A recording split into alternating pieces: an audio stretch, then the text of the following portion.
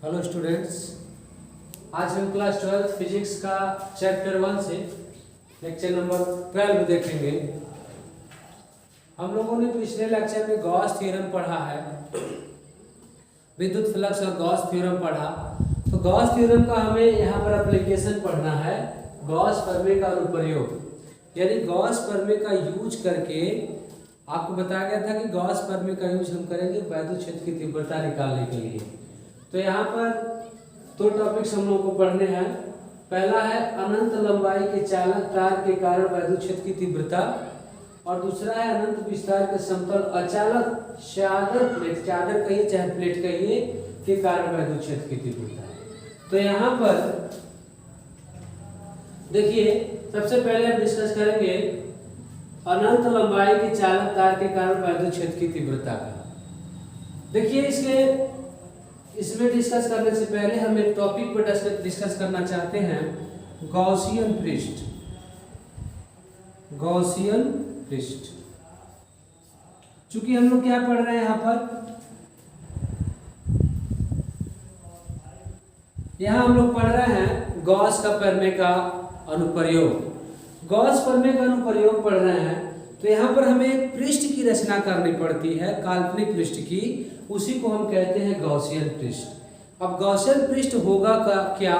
तो गॉसियन पृष्ठ एक ऐसा पृष्ठ होगा जो आवेश को परिबद्ध करेगा, और उसका हेल्प हम उस समय करेंगे जिस समय अन्य विधि द्वारा हम वैद्युत क्षेत्र की तीव्रता न निकाल पाए। जैसे साधारण विधि द्वारा अगर हम वैद्युत क्षेत्र की तीव्रता न निकाल पाए, उस समय हम गॉस प्रमेय का इस्तेमाल करते हैं, गॉस थ्योरम का इस्तेमाल करते हैं, और उस जगह पे हमें गॉसियन पृष्ठ की एक रचना या कल्पना करनी पड़ती है।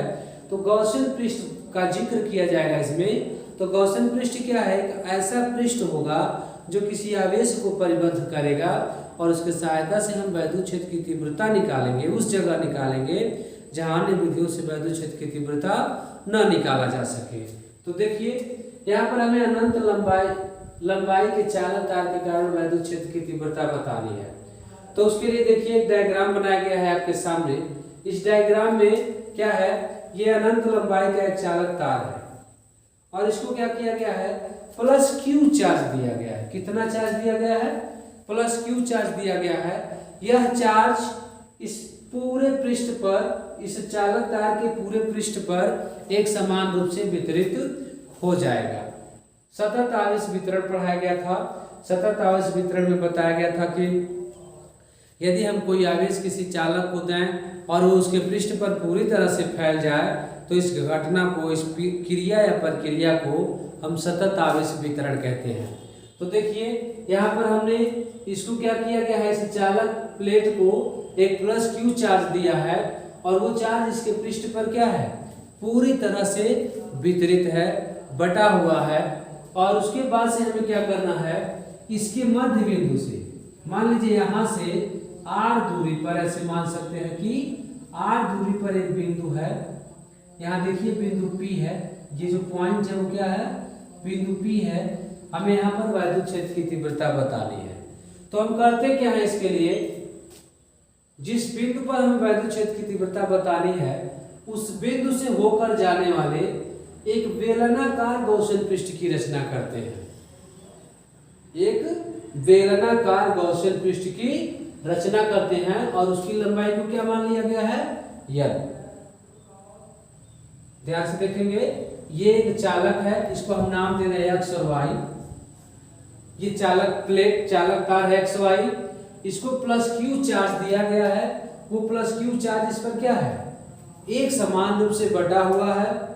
अब हमें इसके अक्ष के मध्य बिंदु से, मान लीजिए अक्ष से r दूरी पर कोई बिंदु P है, मान लिया गया है, वहां पर हमें वैद्युत क्षेत्र की तीव्रता बतानी है। तो उसके लिए हम क्या करेंगे? उस बिंदु P से होकर जाने वाले एक बेलनाकार गॉसियन पृष्ठ की रचना करेंगे या कल्पना करेंगे। तो देखिए, एक बेलनाकार गॉसियन पृष्ठ की ये क्या किया गया है? देखिए, ये रचना किया गया है एक बेलनाकार गॉसियन पृष्ठ की।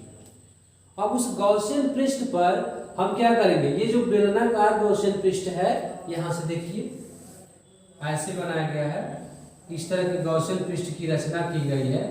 ऐसे। अब ये जो गॉसियन पृष्ठ है, देखिए यहां से ये इसका कैसा पृष्ठ है, ये वाला पोर्शन जो दिख रहा है ये है इसका वक्र पृष्ठ। ये क्या है इसका वक्र पृष्ठ, और ये कैसा है, ये है वृत्तीय पृष्ठ। ठीक ना, तो ये वक्र पृष्ठ है और वृत्तीय पृष्ठ है। हम क्या करते हैं, पूरे पृष्ठ से होकर गुजरने वाले विद्युत फ्लक्स का जिक्र करते हैं, इसलिए एक तरफ क्या है वक्र पृष्ठ और एक तरफ वृत्तीय पृष्ठ। तो हमें गॉस फॉर्मूले का इस्तेमाल करके इस बिंदु पर वैद्युत क्षेत्र की तीव्रता निकालनी है। तो उसके लिए हमें किस किस चीज की आवश्यकता पड़ेगी उसको हम देख लें। सबसे पहले हम क्या करेंगे, मानेंगे, माना यहां चालक को क्या किया गया है, चालक को क्यू आवेश दिया गया, आवेश दिया गया है तथा आवेश का रेखीय घनत्व लैम्ब्डा है। मान लीजिए कि चालक को प्लस क्यू आवेश दिया गया है और आवेश का जो रेखीय घनत्व है वो लैम्ब्डा है। तो यहां पर हमें बिंदु P पर क्या करना है, P पर वैद्युत क्षेत्र की तीव्रता ज्ञात करनी है, वैद्युत क्षेत्र की तीव्रता ज्ञात करनी है P पर। अब P पर वैद्युत क्षेत्र की तीव्रता ज्ञात करनी है, तो इसी के लिए हम क्या करेंगे, एक बेलनाकार गॉसियन पृष्ठ की रचना करेंगे और फिर वहां पर एक बिंदु P लेंगे, उस बिंदु P के चारों तरफ एक वक्र पृष्ठ लेंगे। देखिए यहाँ पर ये सूक्ष्म क्षेत्रफल dA है, जिसके संगत क्षेत्रफल वेक्टर क्या होगा, D वेक्टर फॉर्म में A हो जाएगा। तो यहाँ पर देखिए P पर क्या करेंगे, एक सूक्ष्म क्षेत्रफल अवयव dA लेंगे। तो सूक्ष्म क्षेत्रफल अगर dA लेते हैं तो देखिए इस बिंदु P से बाहर में गुजरने वाला हमें वैद्युत फ्लक्स निकालना है। या देखिए, अतः क्षेत्रफल अवयव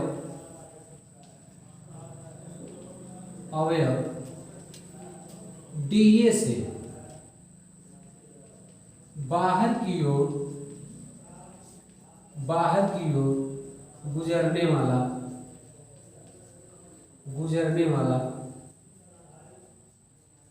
वैद्युत फ्लक्स, इसको हम किससे डिनोट कर रहे हैं, फाई P से। क्यों फाई P से, क्योंकि बिंदु P पर लिए गए पृष्ठ से बाहर कर गुजरने वाला हम वैद्युत फ्लक्स निकाल रहे हैं। तो कितना हो जाएगा, ये हो जाएगा EdA। अब देखना क्या है, इस बिंदु P पर वैद्युत क्षेत्र जो है हर जगह एक समान होगा और उससे दूर की ओर होगा, लंबवत दूर की ओर। ऐसा हम पहले से जानते हैं कि धन आवेश के कारण जो वैद्युत क्षेत्र की तीव्रता होती है वो उससे दूर की ओर होती है। तो इस प्लस आवेश के कारण जो वैद्युत क्षेत्र होगी वो इससे इधर की ओर होगी, और जो क्षेत्रफल होता है वो वेग सदिश राशि या सूक्ष्म क्षेत्रफल। तो जैसा फिगर दिख रहा है इस डायग्राम के अनुसार जो इसका परपेंडिकुलर है वो इसी दिशा में जा रहा है। तो इस P पर E और DA के बीच का जो कोण है वो 90 डिग्री हो जाएगा। तो E और DA के बीच का कोण जो है वो 0 है। देखिए जिस दिशा में E है उसी दिशा में DA है, तो इनके बीच का एंगल कितना होगा, 0 हो जाएगा। तो इसे हम लिख सकते हैं इंटीग्रल फॉर्म में EdA cos 0। EdA cos theta होता है, तो चूंकि थीटा 0 है इसलिए क्या करेंगे, 0 कर देंगे। तो क्या मिलेगा हमें, दिस इक्वल टू, हम cos 0 का मान 1 रख लेंगे तो कितना है EdA, बस cos 0 का मान 1 होता है, यहां लिख देंगे cos 0 इक्वल टू 1। अब देखिए ये तो हो गया बिंदु P से बाहर की ओर जाने वाला वैद्युत फ्लक्स। अब हम क्या करेंगे, अब हमें इसका निकालना है वृत्तीय पृष्ठ। तो यहां देखिए लिखेंगे वृत्तीय पृष्ठ से बाहर की ओर गुजरने वाला वैद्युत फ्लक्स, बाहर की ओर गुजरने वाला वैद्युत फ्लक्स, वैद्युत फ्लक्स। अब यहां पर देखिए यहां एक वृत्तीय पृष्ठ है, यहाँ E तो ऑलरेडी अपने दिशा में है, देखिए E जैसे यहाँ पर है वैसे यहाँ भी है। अब क्षेत्रफल के अकॉर्डिंग यहाँ क्षेत्रफल का ऐसे था तो उसका परपेंडिकुलर ये था, और यहाँ क्षेत्रफल ऐसे है तो इसका परपेंडिकुलर क्या होगा ऐसे। आप देख सकते हैं DA और E के बीच का कोण जो है यहाँ पर 90 डिग्री है, इसलिए क्या हो जाएगा फाई P इक्वल टू हो जाएगा E डॉट DA डैश लगा सकते हैं यहाँ पर, और इतना इक्वल टू हो जाएगा EDA cos 90, और 90 की वैल्यू क्या होती है 0 होती है, तो पूरा रिजल्ट क्या हो जाएगा 0 हो जाएगा। यहाँ पर हम चाहें तो फाई Q ले सकते हैं, इस बिंदु को हम Q बना लें, इस बिंदु को Q बना दें तो हमें क्या हो जाएगा ये हमारा रिजल्ट मिल जाएगा 0। तो देखिए दो तरह का पृष्ठ था हमारे पास, एक था वृत्तीय पृष्ठ और एक था वक्र पृष्ठ और एक था वृत्तीय पृष्ठ। तो यह है वक्र पृष्ठ और यह है वृत्तीय पृष्ठ। तो वक्र पृष्ठ से गुजरने वाला जो वैद्युत फ्लक्स है उसको हमने फाई P मान लिया है, और वृत्तीय पृष्ठ से गुजरने वाला जो वैद्युत फ्लक्स है उसको हमने फाई Q मान लिया है। तो चूंकि वृत्तीय पृष्ठ पर DA और E के बीच का एंगल 90 है, इसलिए वहां से कोई फ्लक्स नहीं गुजरेगा, और यहाँ पर दोनों एक दूसरे के दिशा में हैं, इसलिए यहाँ पर क्या होगा फ्लक्स गुजरेगा, ये नहीं गुजरेगा और यहाँ पर गुजरेगा। तो आगे देखते हैं, अब हम संपूर्ण पृष्ठ से पूरे बेलनाकार गॉसियन पृष्ठ से बाहर की ओर गुजरने वाला वैद्युत फ्लक्स लिखेंगे। तो यहाँ देखिए यहाँ लिख देंगे, अतः संपूर्ण गॉसियन पृष्ठ से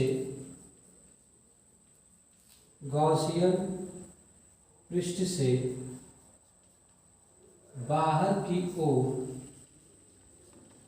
गुजरने वाला वैद्युत फ्लक्स क्या होगा, phi equal to phi P plus phi Q, phi P plus phi Q। तो फाई P का वैल्यू यहां से देखिए EDA है, और इसका मान कितना है, इसका मान हमारा 0 है। तो यहां लिख देंगे इंटीग्रेशन फॉर्म में हो जाएगा EDA और ये हो जाएगा 0। हमको पता है कि जो E होता है वो कांस्टेंट होता है, यहाँ पर सब जगह पर एक समान होता है, इसलिए हम उसको कांस्टेंट मान लेंगे, तो वो बाहर निकल जाएगा और ये हो जाएगा DA। DA यहाँ पर क्या रिप्रेजेंट कर रहा है, जो DA है वो रिप्रेजेंट कर रहा है क्षेत्रफल को। तो गॉसियन पृष्ठ यहाँ पर बेलनाकार लिया गया है, तो इस बेलन के वक्र पृष्ठ का इस्तेमाल करेंगे तो वो हमें मिलेगा E इंटू 2πRL, ये E इंटू 2πR। बेलन का वक्र पृष्ठ का फार्मूला आप लोगों को पता होगा, 2πRH होता है, हाई स्कूल में आपने पढ़ा होगा। बेलन के वक्र पृष्ठ का फार्मूला 2πRH। तो देखिए 2πRL, H की जगह पर क्या लिया गया है, L लिया गया है, तो L का इस्तेमाल करेंगे। अब देखिए यहाँ पर फाई, अब देखिए हम गॉस फॉर्मूले का इस्तेमाल करेंगे। देखिए यहाँ पर लिखेंगे परंतु गॉस प्रमेय से फाई बराबर क्या होता है, Q बाई एप्सिलॉन नॉट होता है। और हम जानते हैं तथा लैम्डा बराबर क्या होता है, ऐसे देखा हम, लैम्डा बराबर होता है Q बाई L। तो यहां पर हम क्या करेंगे, पहले Q को यहाँ से रिप्लेस करेंगे तो क्या मिल जाएगा हमको, लैम्डा एल मिल जाएगा। तो फाई इक्वल टू हमें मिलेगा, यहाँ से ध्यान से देखिए क्यू की वैल्यू कितनी आ रही है, लैम्डा एल आ रही है, तो ये हो जाएगा lambda L upon epsilon naught. अब यहाँ पर देखिए फाई बराबर गॉस फॉर्मूले से lambda L by epsilon not है, और यहाँ पर फाई बराबर ए इंटू 2 पाई आर एल है। तो अगर हम इस वैल्यू को पुट करें, देयरफॉर देखिए वहाँ पर लैम्डा एल ऐसे लिख सकते हैं हम, देखिए E into 2 pi R L equal to lambda L upon epsilon naught. तो देखिए इस L से L कैंसिल हो जाएगा, और 2 पाई आर को हम उधर भेज रहे हैं, तो E बराबर हमको मिलने वाला है 1 बाई 2 पाई एप्सिलॉन नॉट, 2 पाई और एप्सिलॉन नॉट, और यहाँ पर क्या है, यहाँ पर लैम्डा बाई ये आर, ये मिल गया। हम जानते हैं कि यहाँ 1/4 पाई एप्सिलॉन नॉट अगर हो तो हम उसका न्यूमेरिकल वैल्यू यूज कर सकते हैं। तो यहाँ पर हम क्या करेंगे, इसको 4 बनाने के लिए 2 से न्यूमरेटर और डिनोमिनेटर मतलब अंश और हर में गुणा करा देंगे, तो हमें ई का मान मिल जाएगा कितना, देखिए ई बराबर हमको मिल सकता है 1/4 पाई एप्सिलॉन नॉट, और यहाँ 2 से गुणा करा देंगे तो 2 लैम्डा अपान क्या हो जाएगा, आर हो जाएगा। तो ये है वैद्युत क्षेत्र की तीव्रता का फार्मूला। देखिए E का मान हमें 1/4 पाई एप्सिलॉन नॉट 2 लैम्डा बटे आर मिल गया। तो इस तरह से हम अनंत लंबाई के चालक तार के कारण वैद्युत क्षेत्र की तीव्रता का आकलन कर सकते हैं। करना क्या है, बस एक हमें चालक लेना है, उस पर प्लस क्यू चार्ज दे दिया हमने, और मान लिया कि उसके आवेश का रेखीय घनत्व लैम्डा है।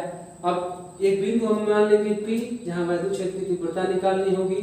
अब उस P के से होकर जाने वाले एक बेलनाकार गॉसियन पृष्ठ की रचना की गई है। फिर हम वृत्तीय पृष्ठ पर एक बिंदु ले लेंगे Q।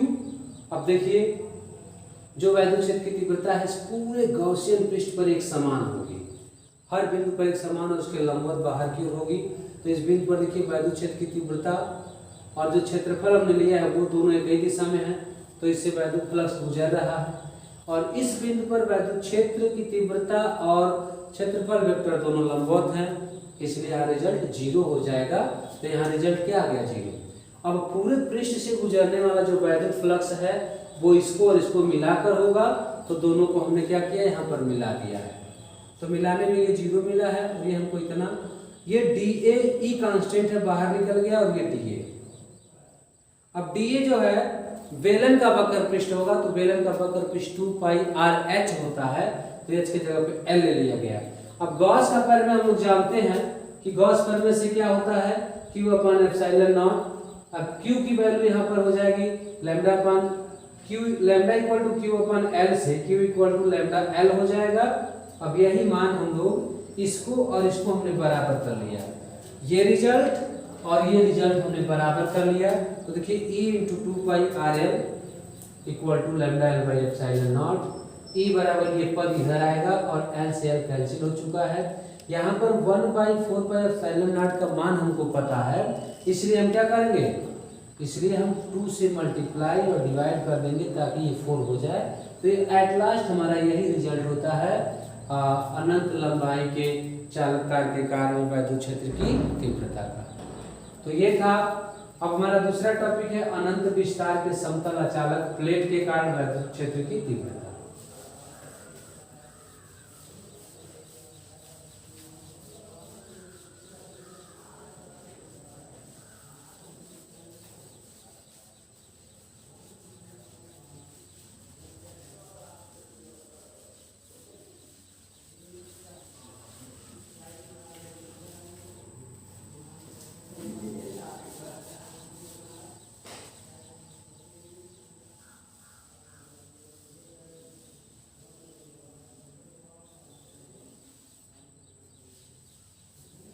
देखिए अनंत विस्तार के समतल अचालक चादर के कारण वैद्युत क्षेत्र की तीव्रता निकालेंगे। तो यहाँ पर हमें इसके लिए भी एक फिगर बनाना होगा ऐसे।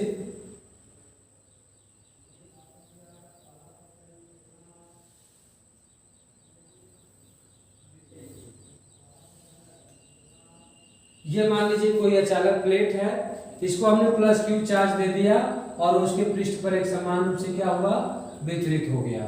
तो इस तरह से हम उसके वितरण को दर्शा सकते हैं, ऐसे हम उसका वितरण दर्शा सकते हैं। और हमें इसके मध्य बिंदु से दोनों तरफ r दूरी पर हमें वैद्युत क्षेत्र की तीव्रता बतानी है, दोनों तरफ। तो क्या करते हैं, ऐसे एक बिंदु P ले लेंगे यहाँ पर और एक बिंदु Q ले लेंगे यहाँ पर। अब इस बिंदु से होकर जाने वाले हम क्या करेंगे, एक बेलनाकार गॉसियन पृष्ठ की रचना कर लेते हैं। तो देखिए इसके लिए कुछ इस तरह से हम लोगों को रचना करना पड़ेगा, ऐसे ये यहीं तक रखेंगे और यहाँ से इस तरह से हम निकाल ले जाएंगे ऐसे। ये तो ये जो है ये अंदर है, इसको हम डॉटेड लाइन से दर्शा लेंगे, इस तरह से डॉटेड लाइन से ये हो जाएगा। अब यहाँ देखिए, यहाँ बिंदु P है और यहाँ बिंदु Q है। ये जो बेलनाकार गॉसियन पृष्ठ की यहाँ भी रचना की गई है, तो इस पर हम यहाँ पर ले लेंगे इस तरह से। देखिए तो इस तरह का पृष्ठ लेंगे तो वैद्युत क्षेत्र जो होगी इसी डायरेक्शन में होगी, E और dA भी इसी डायरेक्शन में हो जाएगा। यहाँ भी वही चीज है, वैद्युत क्षेत्र की दिशा ये हो जाएगा इस दिशा में और dA भी क्या होगा, इसी डायरेक्शन में हो जाएगा। अगर हम इस पर कोई पृष्ठ ले लें इस पर, तो देखिए यहाँ वैद्युत क्षेत्र इस डायरेक्शन में है और क्षेत्रफल कहाँ चला जाएगा, इस डायरेक्शन में चला जाएगा। तो फिर से देखिए P और Q पर E और dA के बीच का कोण 0 है, लेकिन इस जगह पे अगर हम इसको मान लो कि Q डैश कर लें, इस बिंदु पर चाहे R ही कर लेते हैं, क्या फर्क पड़ता है, R कर लेते हैं, तो बिंदु R पर देखिए E और dA डैश के बीच का कोण कितना है, 90 है। ध्यान से देखिए ये और ये ऐसे, तो 90 हो जा रहा है। हम लोग जानते हैं कि जब E और dA समदिश होते हैं तो वैद्युत फ्लक्स होकर गुजरता है, और जब विपरीत दिशा परपेंडिकुलर हो जाते हैं, लंबवत हो जाते हैं, तो वैद्युत फ्लक्स नहीं गुजरता है। तो टॉपिक है अनंत विस्तार के समतल अचालक चादर प्लेट के कारण वैद्युत क्षेत्र की तीव्रता। अब हम इसको निकालेंगे। तो देखिए इस बिंदु P और Q से होकर वैद्युत फ्लक्स गुजरेगा, लेकिन R से वैद्युत फ्लक्स नहीं गुजरेगा। यहां देखेंगे हम P तथा Q पर E एवं dA क्या है, समदिश है। अतः वृत्तीय पृष्ठ से बाहर की ओर गुजरने वाला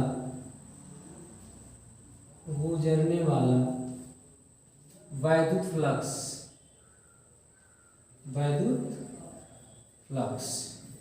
तो यहां पर देखिए फाई अगर लिख ले, फाई 1 लिख ले, तो क्या होगा, phi P plus phi Q हो जाएगा, phi P plus phi Q। अब देखिए फाई P की वैल्यू होगी integration of E dA vector form में, और इसकी भी वैल्यू होगी इंटीग्रेशन ऑफ E dA। यानी देखिए दोनों एक जैसा पृष्ठ है, इसलिए जैसा क्षेत्रफल लिया गया है, और वैद्युत क्षेत्र की तीव्रता तो हर जगह एक समान होती ही है। तो यहाँ पर हम देखें तो 2 सेम हो जाएगा E dA वेक्टर फॉर्म में। और देखिए समदिश है तो थीटा क्या होगा, इनके बीच का 0 हो जाएगा। तो क्या होगा, E dA cos 0, cos 0 की वैल्यू 1 होती है, तो मिल जाएगा E dA। ओके। और देखिए यहाँ पर जो वक्र पृष्ठ है वहां क्षेत्रफल वेक्टर और E एक दूसरे के लंबवत है। हम लिख सकते हैं, यहाँ पर लिख सकते हैं वक्र पृष्ठ पर E व dA डैश मान लीजिए परस्पर लंबवत है, परस्पर लंबवत हैं। जब लंबवत है तो इनसे कोई फ्लक्स नहीं गुजरेगा, अतः इससे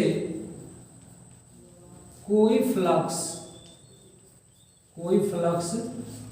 नहीं गुजरेगा, नहीं गुजरेगा।